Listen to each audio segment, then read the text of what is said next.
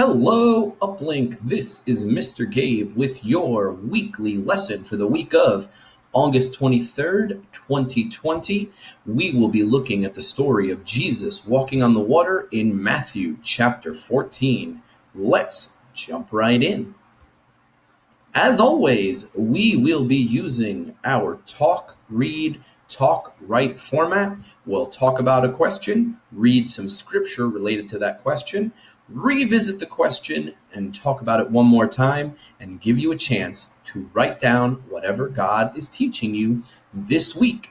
So let's talk about it. What are some storms we face in life today?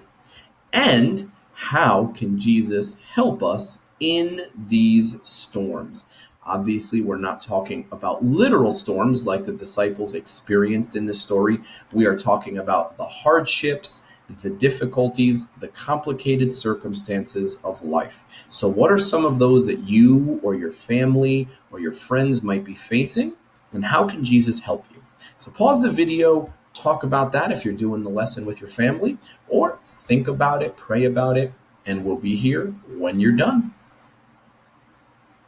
All right, let's continue. Let's begin reading Matthew chapter 14, starting in verse 22. Right away, Jesus made the disciples get into the boat. He had them go on ahead of him to the other side of the Sea of Galilee. Then he sent the crowd away. After he had sent them away, he went up on a mountainside by himself to pray. Later that night, he was there alone. The boat was already a long way from land. It was being pounded by the waves because the wind was blowing against it. Shortly before dawn, Jesus went out to the disciples. He walked on the lake. They saw him walking on the lake and were terrified. "It's a ghost!" they said, and they cried out in fear. Right away, Jesus called out to them, "Be brave, it is I. Don't be afraid." "Lord, is it you?" Peter asked. "If it is, tell me to come to you on the water." "Come," Jesus said. So Peter got out of the boat. He walked on the water toward Jesus. But when Peter saw the wind, he was afraid. He began to sink. He cried out, "Lord, save me!" Right away, Jesus reached out his hand and caught him. "Your faith is so small," he said. "Why did you doubt me?"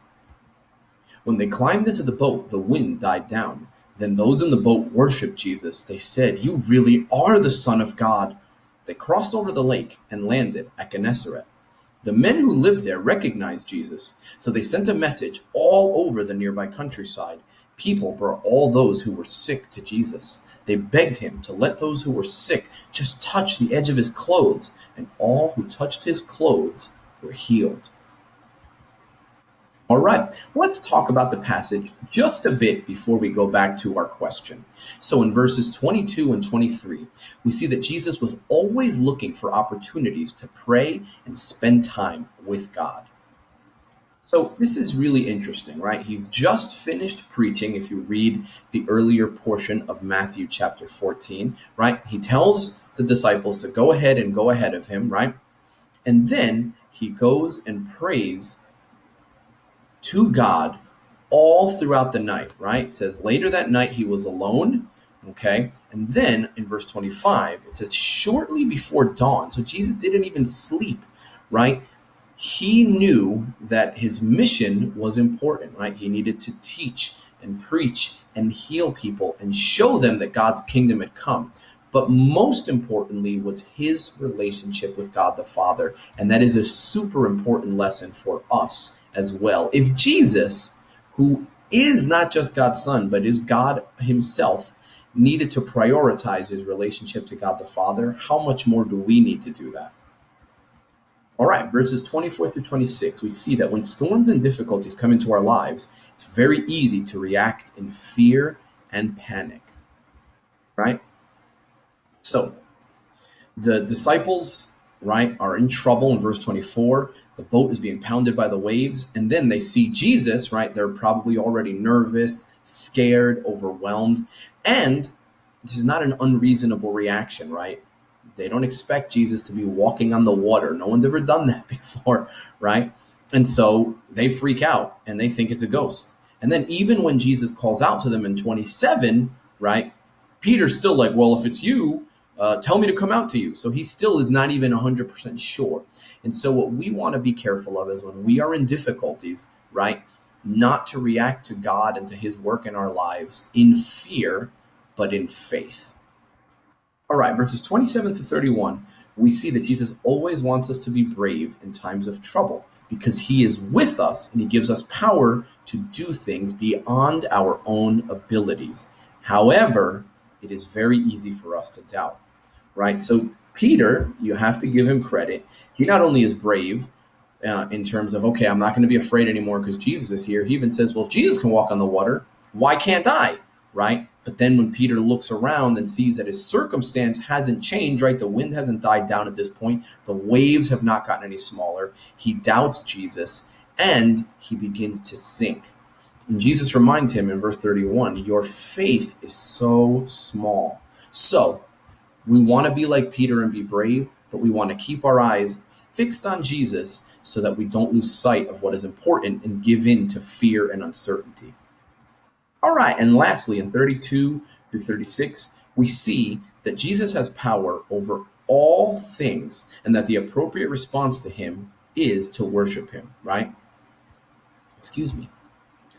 So, verse 32, Jesus gets in the boat, the wind and the storm dies down, and they worship him and they realize, wow, you have power even over the elements of nature. You have to be the Son of God. Right? Similarly, when they get to the other side of the lake, the people recognize Jesus. They know who he is. They know what he has done, and they come in faith to be healed. So faith, obedience, and worship is always the right reactions to Jesus. Okay, so think about it again. What are some storms that we face in life today? And if Jesus could help the disciples in their storms, how can he help us in ours? All right, hopefully you paused the video and thought about it.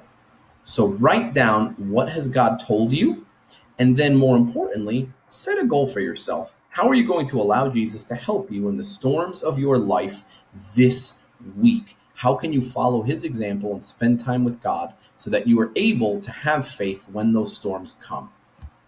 And as always, don't forget your weekly family resources, right? We have scripture, some more questions to help you think about the passage, and your weekly quiet time materials.